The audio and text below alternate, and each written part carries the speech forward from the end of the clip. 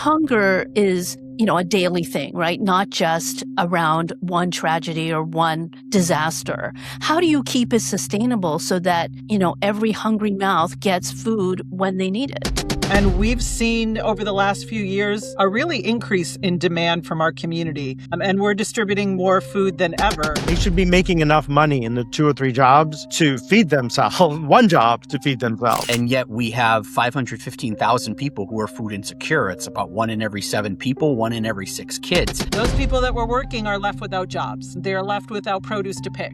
They're the ones that are coming to the food pantries. I look at those as the 3 H's: housing, healthcare, hunger.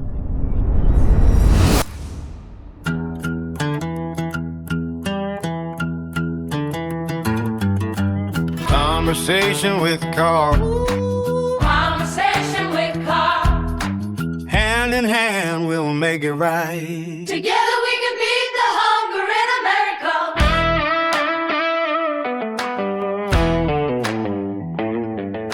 America. Welcome to another Conversation with Carl. Remember to like, follow, and subscribe for the latest content.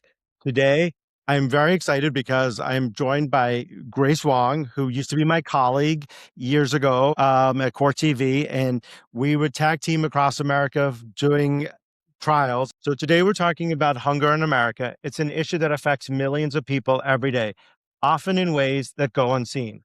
While food insecurity is a national challenge, the reality is deeply local. It looks different in every community, and so do the solutions. I am joined by 5 leaders on the front lines of hunger relief across this country. They're not only meeting the urgent needs, but they're also working to address the root causes of food insecurity in their communities. Katherine Fritz is the president and CEO of Long Island Cares, the Harry Chapin Regional Food Bank, with more than 30 years of nonprofit leadership experience and a strong focus on both immediate hunger relief and long-term systematic change. Hughes is the interim CEO of Harvest Hope Food Bank, leading efforts across 20 counties in South Carolina with a background in nonprofit leadership and faith-based philanthropy. Jakubowski is the president and CEO of Connecticut Foodshare, distributing more than 45 meals annually and bringing deep experience in public policy and nonprofit leadership. Bob Kamensky is the CEO of Feeding San Diego, a retired U.S. Navy leader with more than 35 years of service and a strong focus on mission-driven leadership.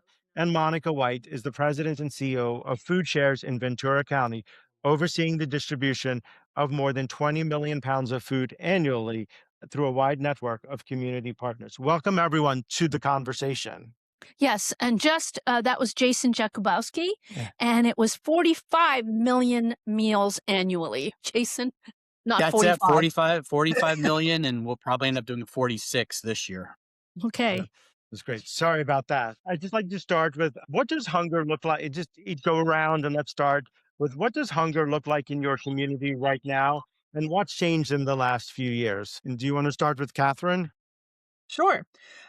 So hunger on Long Island doesn't look, I think, the way people expect. It's not just visible poverty. It's working families, it's seniors that are on fixed incomes, it's our veterans, it's people who are doing everything right, and they're still falling behind. And we've seen over the last few years a really increase in demand from our community. Visits to our food pantries, our partner agencies have gone up. And we're distributing more food than ever. And at the same time, federal support like USDA food has become less reliable. So we are purchasing more food just to keep up with the need on Long Island. Sai? Much like Catherine, I think what we've seen over the years is it's growing. We pulled some data for a board meeting a few weeks ago and just wanted to look at year-over-year comparisons. And I think we've seen about 60% growth since around this time last year. And we thought maybe there was a spike. We've seen spikes before around hurricanes and natural disasters, COVID. And so we thought maybe the SNAP crisis, that shutdown, would be pretty similar, that we would see an increase in need and then it would kind of level back off to what we've seen. But that's not been the case this time. We've sustained those numbers. We haven't seen them melt. So it went from about I'd say 80,000 families or households served in a quarter to around 130,000, 135,000. And so, um, like was mentioned earlier, we are working as hard as we can to source as much food as we can, but it's becoming harder and harder to meet the need at the levels that we've traditionally done in the past, just because there's supplies diminishing. USDA's sourcing is decreasing as well, and it's getting more of a challenge. But yes, it's certainly not discriminatory. Young people, seniors, veterans, families, you name it. Jason? Yeah, it's tough here in Connecticut, and I would say one of the biggest stigmas that we deal with the face of hunger in Connecticut is that Connecticut's one of the wealthiest states in the country, and yet we have 515,000 people who are food insecure. It's about 1 in every 7 people, 1 in every 6 kids. Even in affluent cities or affluent towns like Greenwich. Greenwich is the richest town in the richest state in the richest country in the world. Yet there's 1,000 people that go to the neighbor food pantry every single month to get food. Why? Because the face of hunger, what hunger looks like in our community, are working people. It's not that people are out of work. It's not that people don't have jobs. These are working people. They may have 1, maybe 2 jobs, several jobs within the household, and because of the price of groceries, because of the cost of housing, because it's just the general cost of living in this world these days, they're having a hard time making ends meet. So I think that's the biggest misnomer out there is that people assume it's just people that don't work. And that's not true. These are absolutely working families. And Bob? In July of 2025, we were distributing food on the order of 155,000 households per month. For the past 4 months, we have been distributing on average to 224,000 households. What's changed most is that food is no longer episodic for local families. It's being driven by sustained pressures. And I see a 3-legged stool that we try to balance sitting on. The cost of household for just housing, healthcare expenses, and food, hunger. So I look at those as the 3 H's: housing, healthcare, hunger. And there's very little opportunity for people with low income, particularly in a high cost of living area, as in San Diego County, to really get ahead. Monica? We are seeing almost identically what everyone else is talking about, that we saw a huge spike, a record-breaking number during COVID. That during the pandemic, we saw the most number of people that we have ever seen in our food bank's history. We distributed a record number of pounds of food to those in need, and it did go back down a little bit. It never, ever went back down to pre-COVID levels. And while we thought there could be nothing that is going to be as bad as a worldwide pandemic to be able to affect food insecurity, we are seeing that now. And we are rising up to levels that we never thought we would see again. I get the sense that you're all feeling a lot of pressure and the cost of living is going up. You're seeing more and more clients. I wonder, have any of you had to turn away people and just close up shop and say, sorry, we've run out of food? We have not in Connecticut. I Yeah. can say we have not. I would say it's So a great. That's one encouraging sign that you're still able to meet Yeah. the demand.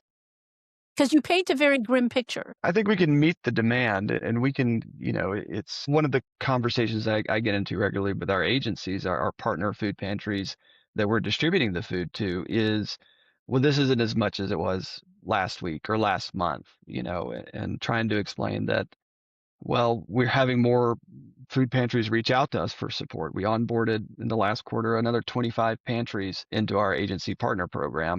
The amounts of food are kind of still remaining the same.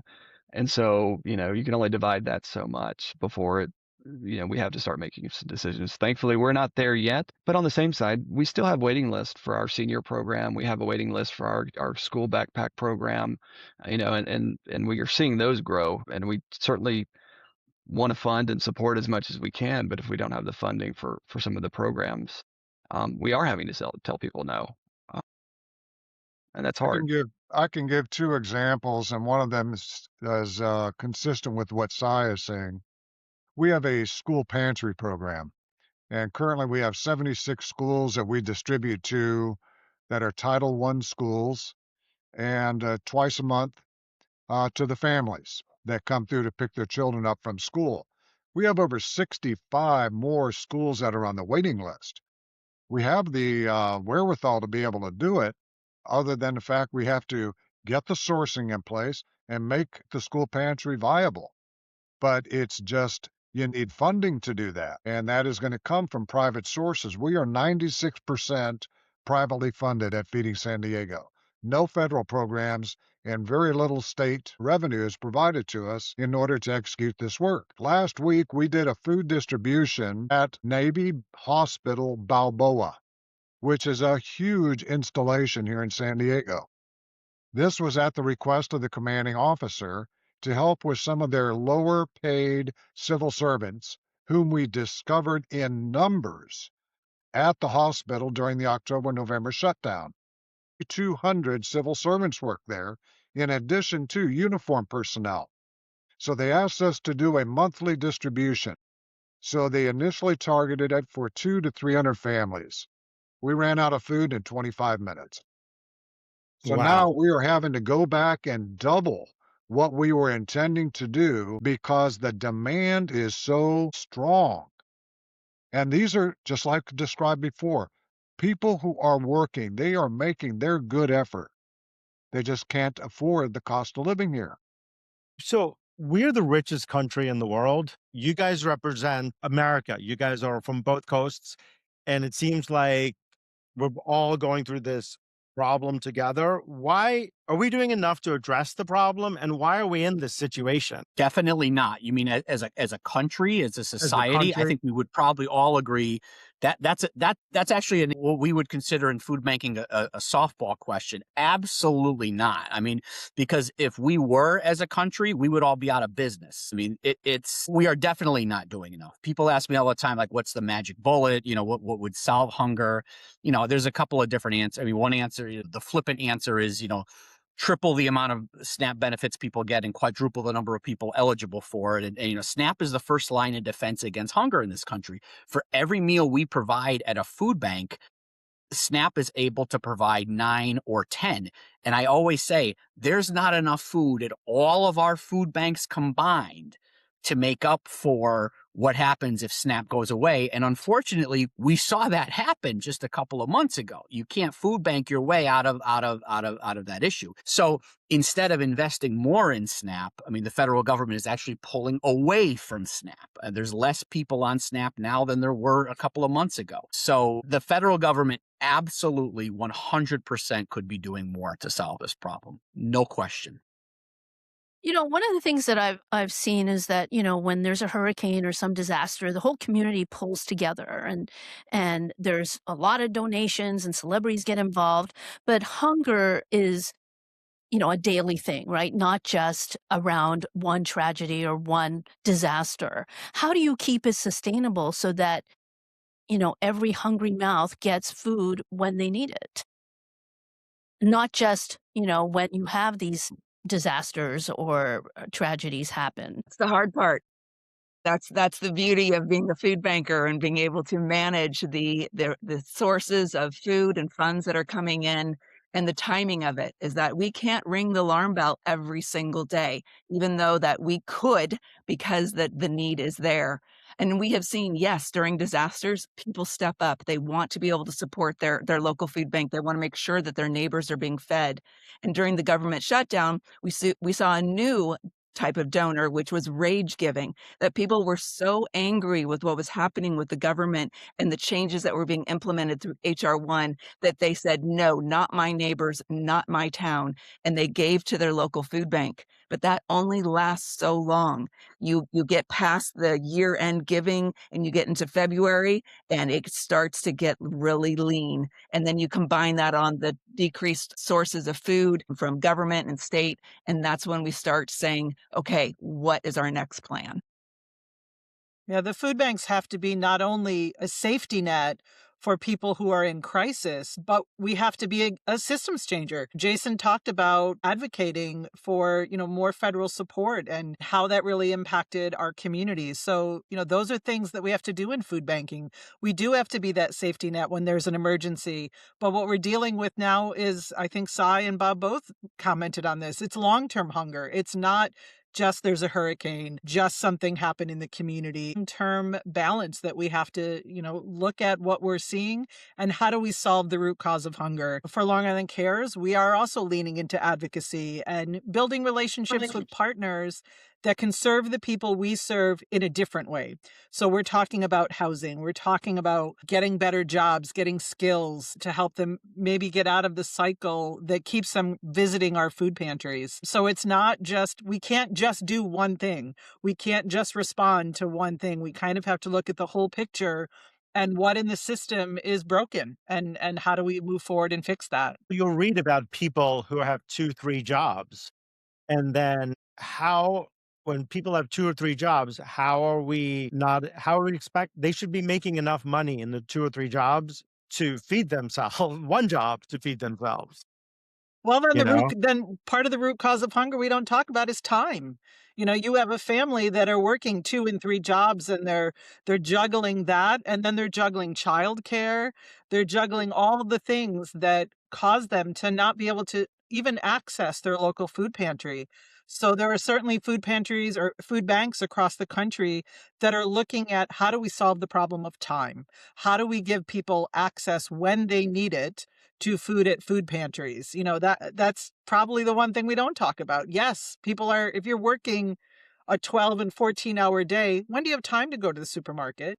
When do you have time to go to even a food pantry to access, free or food? So one of the things that strikes me also is you mentioned the federal government, right? And I think some of what we've been hearing is that the federal government is less and less or more reluctant to give more or to do more to address hunger. So who are your partners if you don't have the federal government? And how do you get new partners to help you in this challenge? From our end, it's something we're working really hard at, finding new partners. We've got some great retail partners, through the grocery stores and developing those relationships over years and years and years. But looking at new areas, at least in our territory, our 20 county footprint, we're blessed to have a couple of major cities and a lot of rural areas as well, and a lot of agriculture. But that's something that we've never really fully leaned into, doing some industry and ag food sourcing and developing relationships with local farmers is something we're looking at. Just had a conversation last week with South Carolina Hunters for the Hungry, who want to start donating wild game. That might be a little interesting to see how our food pantries respond to that, but I don't want to make that decision on their behalf. I'd let them make that decision, but I do want to have those conversations, talking with them. They source through their program, 100,000 pounds of venison a year. That protein is one of the hardest things for us to get into our warehouse. That's, speaking of hurricanes, that's the wild hog population has exploded in South Carolina, directly related to Hurricane Hugo and some other hurricanes in the past. That's something that we want to explore, and we want to see if that's a resource as well. But we've got to start getting creative. Farmers are a big piece of what we do here in Connecticut over these last couple of years, particularly small farmers. We don't have major industrial farms here in Connecticut, but we have about 5,000 small local farms. And, when we lost the LFPA program at the federal government about a year and a half ago, it was devastating because we were investing, about $2 million a year in small local farmers. What we were able to do here at Connecticut Foodshare, working with the state legislature, was we agreed to take 15% of the money the state gives us and spend it on local farmers. The state basically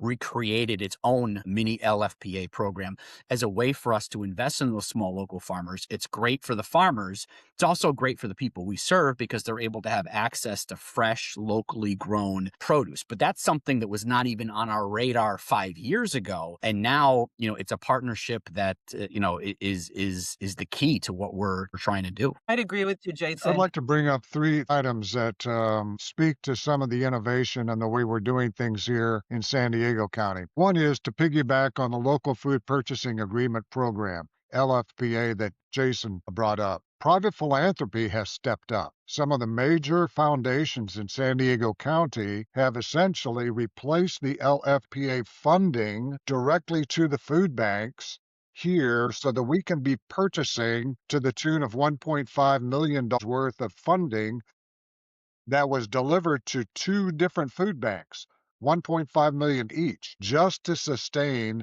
that local ag interface with the hunger relief sector. The second area deals with a food rescue. This year, we're going to be distributing on the order of 42 million pounds of food. 38 million pounds of that is rescued food by us. We purchase only 4 million pounds of food, and that's primarily the staples, the protein, the dairy. Everything else we're getting is from grocers, farms, packing houses up and down the state of California and into Washington and Oregon, and repurposing excess food. There is a tremendous amount of fresh produce on the West Coast. It's a matter of logistics, getting it before it goes south and putting it into distribution. So there are other programs, and I'll give an example. The last one would be like with Starbucks. We started that about 10 years ago here. We're currently gathering every night around 2,000 pounds of excess Starbucks product from 237 Starbucks distributors in San Diego County. And all of that food gets put into our freezer overnight and distributed to unsheltered organizations in the following day. So that's a small item, but it represents what can be done when you put it to scale. But it involves a lot of effort on the logistics and coordination across a network of nonprofits to make it happen. So would that food normally go to waste if you hadn't Yes, rescued it? exactly. It'll either get plowed under or it'll be disposed of. Well, and I That's think that's like a something, full-time job there, just doing logistics yes. for that, because you got Starbucks all over the up and down the West Coast. You've got grocery stores up and down the East and West Coast and everywhere. And the produce is going to go bad, and that's a lot of work. Yes, it is. So Monica? But what it's So what I was going to share was that in California, as Bob was referring to, we have a lot of agriculture, and our state association, the California Association of Food Banks, has been doing for 20 years a farm to family program where any food here in Ventura County, we're strawberry land. We get so many strawberries offered to us that we can't possibly distribute all of them. Also, bananas from the Port of Hueneme. All the bananas west of the Mississippi comes through our port. And so when we do get an offer of 700 pallets of pineapple or bananas or strawberries, we can't take all of that. So what we do is we work through our farm to family program that the association has started, and they offer it to other food banks. So strawberries that we can't use here may go to Bob in San Diego or up north to Sonoma County. And in exchange, we're getting things from them offered because they have more grapes that are available in Napa or apples up north. And so we work very, very closely to ensure that that food does not go to waste and that it gets to our food bank so we can get it to our neighbors in need. What is one change that you would like to see that we could make in the next 3 to 5 years to make this easier for food insecurity, for the issues that we've been discussing You mean as a nation, as a as a country? nation? Like, what policy changes? change. Yeah, Policy change. the first thing I would say is roll back the changes made in the One Big Beautiful Bill Act last year. And in fact, Congress is debating a new farm bill right now. And one of our congresswomen from Connecticut, Congresswoman Hayes, has actually proposed amendments to the farm bill that would basically undo the damage that was already done. So before we can start building on, how do we move into the future, we've got to stop the current damage that is being done, because that could be devastating to the people we serve. How do you do that? Well, I mean, I think we all talk to our congressional delegations. I think we all talk to we all have good relationships with our senators, with our representatives. I could tell you all 5 of my representatives from Connecticut here, are on board with that. I mean, but making policy change isn't easy. It means you've got to talk about it at the local level. And all of us, all 198 food banks across Feeding America food banks across the country, we try to invite these senators and representatives out to our food distributions, out to our pantries. The good thing is they all, regardless of which party they're in, regardless of which state they're from, they want to come out. They want to see what's going on in their district, because these are their voters. These are their constituents. So as much exposure that we can give them to the reality of what's going on in their districts, I think the better off we are in the long run. I can't promise you that somebody's going to come out to a food pantry and then, suddenly, change their vote the next day. But I do think it's incumbent upon us as food bankers to keep this dialogue going with all of these lawmakers. Yeah, I And think is it ever a challenge, given maybe not in the other counties, but certainly in yours, where, like you just said to us, it's the richest county in the richest state in the richest country. Is that ever a challenge to sell people on the idea of the need that exists out there? Absolutely.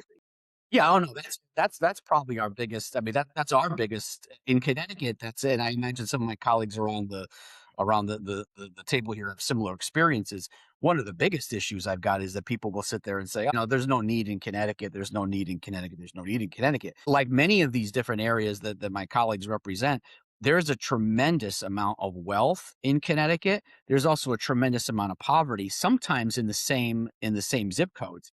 I always say, you look at our state capital, Hartford, here in Connecticut, there are multi-million-dollar mansions in the city of Hartford. There are also some of the poorest zip codes in the entire United States in the city of Hartford. So it really is this coexistence. But the stigma, we deal with the stigma all the time. We definitely do. I imagine some of my colleagues here in their areas, same thing. I know, Catherine, I mean, you're Long Island, everybody assumes everybody's got a yacht in Long Island. And Yes, I've been everyone there. Yeah, assumes because the that. Hamptons are in Long Island.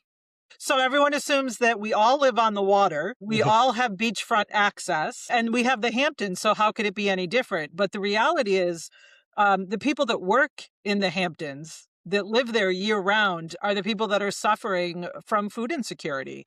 The ones that are opening up the mansions, that are working, who are picking the fruits and vegetables that grow on the East End, which still has a lot of farms. As Jason was saying before, we lean into those partnerships with the farms, but those farm workers, when the season is over and the people from the Hamptons go back to the city, go back to the West Coast, go back to, another country because they came here to visit, those people that were working are left without jobs. They're left without produce to pick. They're the ones that are coming to the food pantries in the off season. And these are people that are, again, they're doing all the right things. They're holding down multiple jobs. They are raising families. They are paying taxes. They are working hard. And they're still not able to, to make ends meet with the high cost of living here. And if I'm listening in Montana, Mississippi, anywhere, one of those places, what can I do to help? Support your local food bank. I think all of us would say there's so many different ways that you can support the work we can do. You can be an advocate. You can sign on to the petitions and talk to your electeds. You can volunteer. You can work at a food pantry. You can donate food. You can do a food drive. You can donate money. You can be part of a board or a committee to help us really work through what is affecting our communities, because every community is a little different. We all serve different populations. We all are dealing with different issues, but the end result is we need people. We need people to stand together with the food banks across the country and all speak in the same language and talk about how policy, economic policy, federal policy are hurting our neighbors. Time, talent, and treasure. That's what we need. We need your volunteer hours. This work doesn't get done. We need your talents. We are being asked to do things, and similar to some of the big companies, Amazon's or US Foods or you name it, the logistical needs, the warehousing, the inventory systems, all of those things are pretty transferable, but we're all nonprofits. We need that expertise. We need that support. And I'm relatively new to food banking. I started in November of last year, day one of the SNAP shutdown, which don't recommend for onboarding purposes, but it is what it is. But I think one of the things that struck me was how incredibly complex and expensive what we do is, and how do we actually accurately describe that level of complexity and that level of need to our partners, because I think a lot of folks see us and they think you're like you're just a bigger food pantry. That's what you are. And I can tell you, and my colleagues here can tell you, we are so much more than that. That is just the tip of the iceberg and what it is that we do. And we need all the help we can get. So, Carl and Grace, there's an immediate task that needs to be recognized, and that is with regard to the federal side on the SNAP program. I don't want to have the American public completely dependent on the federal government, but there is that immediate need, and they can bring mass to the table quickly. In the long term, I see that there is cross-section partnerships that need to be put in place on a large scale across the United States, encouraged from the federal and at the state levels, that involve healthcare, housing, food, education, and agriculture.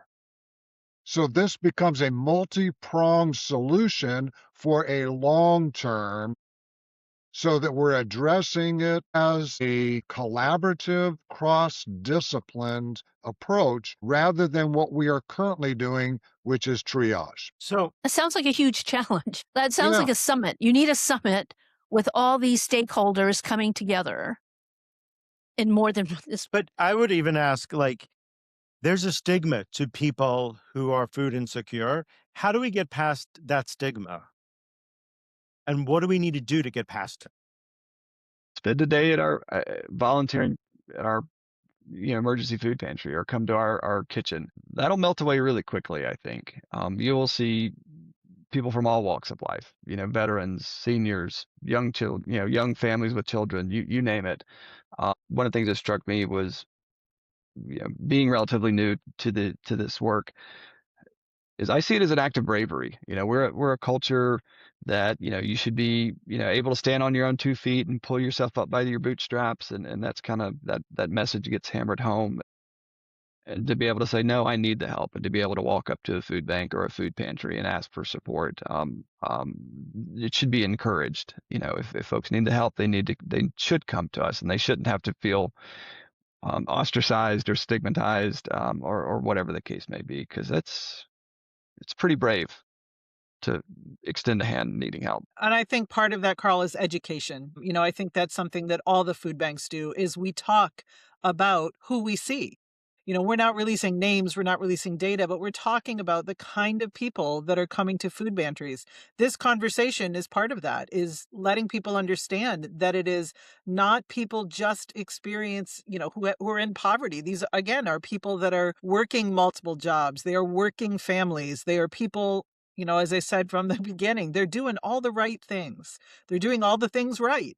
And yet they still have to come to the food pantry. So it's getting donors, our partners, and our electeds to understand that this is not a problem of just one specific group of people. This is not one specific ethnicity or religion, that this is people in America who are hungry.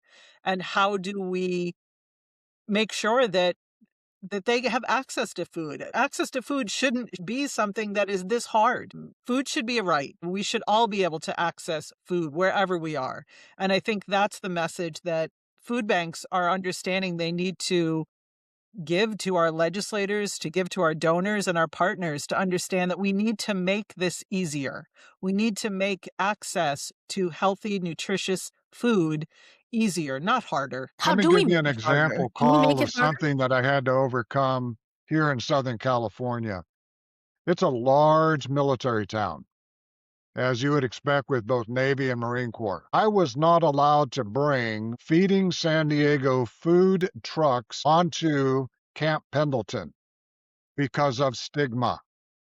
Until I was able to get with the command sergeant major, who has cognizance for the commanding general at Camp Pendleton, to speak about some of his junior enlisted families who are experiencing hunger. Now we are invited to come on to military installations, and we are delivering at the family housing and at the base schools on a regular basis, because the stigma finally got put aside. but it takes effort. That's the education. I volunteered at a food pantry before, and when you see the people working two jobs and you see that people are working, they're working shift work where they can't get a shift every week and they have to change their shifts. You see that's part of the problem too. And it seems like I don't know how we fix this part of the problem too. I think it's all about messaging, and that it's very hard for us to be able to balance our very limited marketing dollars because we have to buy so much food now. But we need to be able to tell people, excuse me, where to be able to find food, but also talk to our donors to how to support us. But at the same time, we want to be able to share to our neighbors who is it that we're actually serving, like Catherine was talking about. When we're serving our farm workers who cannot afford to be able to buy the food that they are picking to be able to put on our dinner tables, it's heartbreaking. And that's the type of story that really has the biggest impact. And so that's where we try to be able to get as much support through free advertising, advocacy work, and also ambassadors. Everybody who comes into the food bank and gets a tour, they are officially an ambassador and saying, please go tell somebody about the work that we do, because when they leave, they all say the same thing. I had no idea. Well, I think that education then also extends to the people we serve and helping them tell their stories. Monica touched on that. Those sort of stories of people doing the right things are important. When we look at talking to our elected officials, food bankers are loud. We'll take over a space and we'll talk about what we need. But when we bring a quieter person, a person that walked into a food pantry asking for help, and let them share their story, that's where we win. That's where people can advocate for themselves. And I know myself and my colleagues are working hard to make sure that we are elevating the voices of people with lived experience in food insecurity to tell their own stories, so that it's not just us, the people that are saying this every day. It's the people that are living it every day, sharing their story. One of the things we've seen, Catherine, here in Connecticut is, actually, quite frankly, food banking has changed. We just had our annual conference a couple weeks ago down in Dallas, talking about being loud. I'm surprised the city of Dallas is still standing, so that's okay. There was lassos, and it was for a boy from New England. It was interesting. But one of the things we talked about was listening to neighbors and how do we engage neighbors in the work that we do. And one of the observations I had made to my team when I came home is that 10 years ago, food banking was about, hey, we know better. We're collecting food, we're distributing food, and that's it. That's not good enough anymore. I mean, I think now we've recognized as an industry that we have an obligation to listen to the people that we serve. And, we have a neighbor council here at Connecticut Foodshare. We're on the third cohort of our neighbor council. These are people with lived experience who come together where there's a curriculum. We talk, but we also enable and let them know how to tell their own story, so that when we go up to the state capitol or we go down to the halls of Congress, or a TV station is asking us for some input, we're able to say, oh yeah, this person can tell you their story about how they struggled, about how their family struggled, and about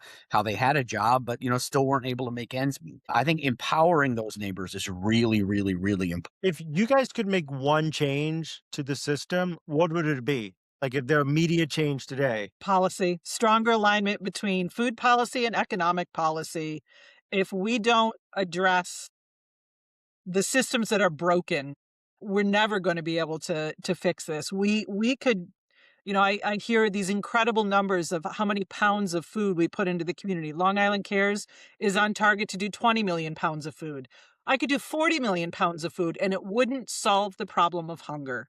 We can keep putting food out there, but until we solve the systems that are broken, that are keeping people in the place where they have to access free food, we're not going to fix the problem. So we really have to talk about wages and housing and healthcare, all the things we talked about at the beginning of this. Those are the things that need to be broken, need to be fixed in a broken system.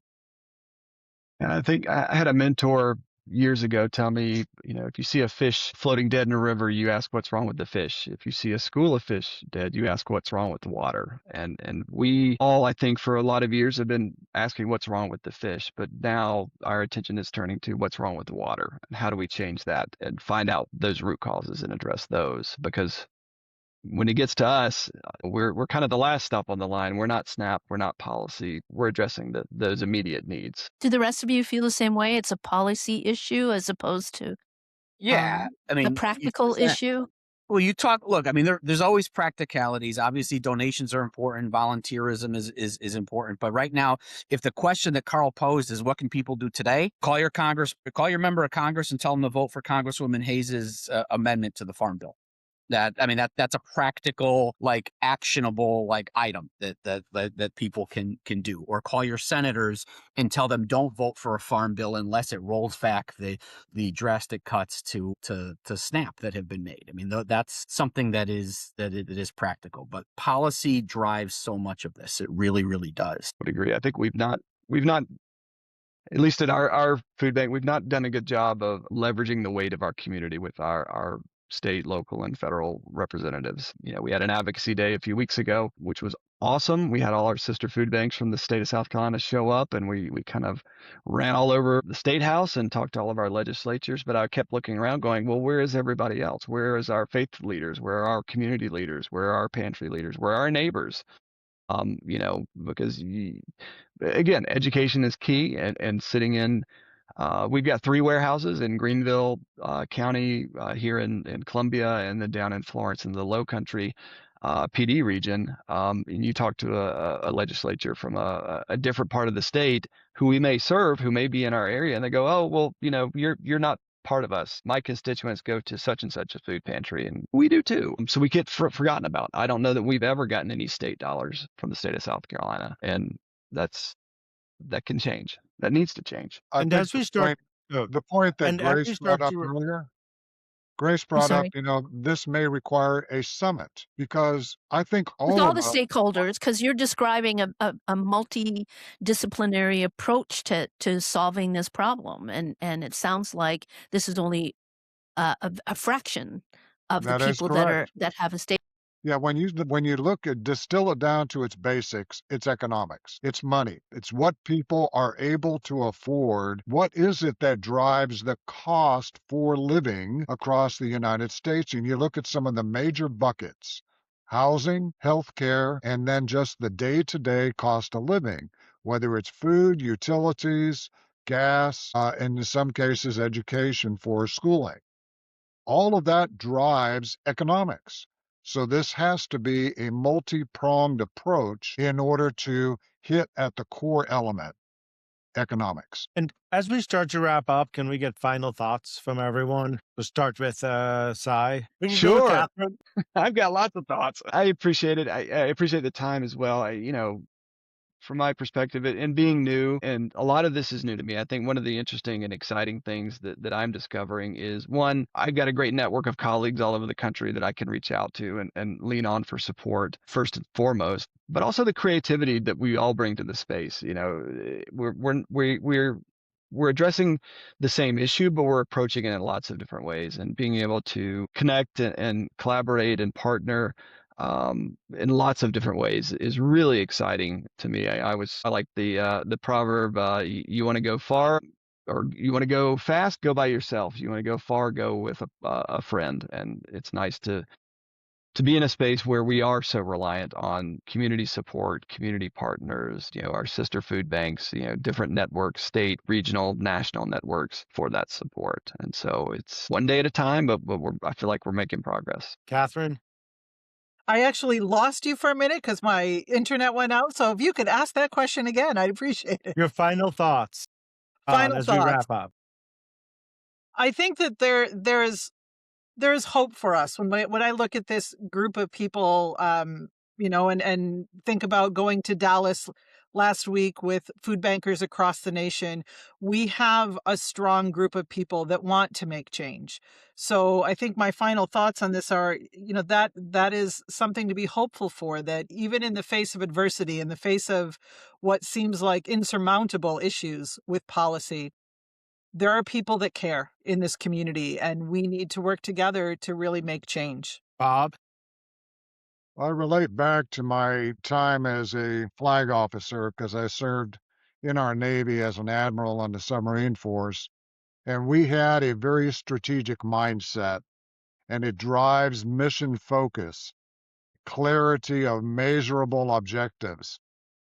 The food bankers here are doing that. And I feel that as the needs rise, we as a collective organization under Feeding America and some of the independent food banks, we're rallying to the call. And we are getting communities to continue to show up and support the needs of their neighbors. Monica? I'm going to follow Catherine's hope.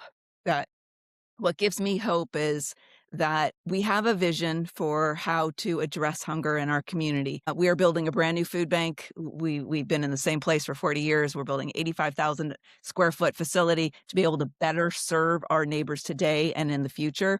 An interesting thing is when I was contacted by a national food bank media outlet, and I said, "Hey, we're building a new food bank. Do you want to cover this?" And they're like, "No.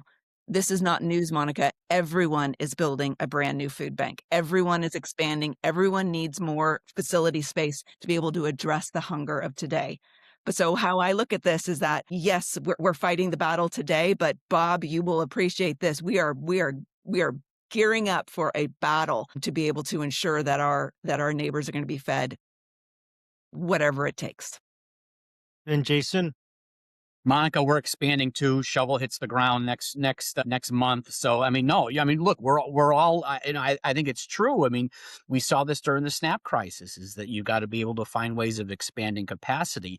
I don't think any of us are under, hunger goes back to the Old Testament, to the book of Genesis, of people banking food and giving food to their neighbors. I don't think we're going to solve I think we've got to, we're not kidding ourselves that we're going to solve the problem in the next couple of years. But I agree with what my colleagues said. There's definitely a tremendous amount of hope out there. There's people, average people, donors, volunteers, etc., that realize that this is that hunger is wrong, that it is a travesty, and that we all have a collective way and a collective obligation to find ways of combating it. I do believe, and I'm a political scientist by trade. I'm a total policy dork. That is my life. I do believe that eventually that will move public policy. It will eventually become, just like an issue like Social Security, in which it is wrong for anybody to even consider voting against or taking away some of these programs. So I do think it is going to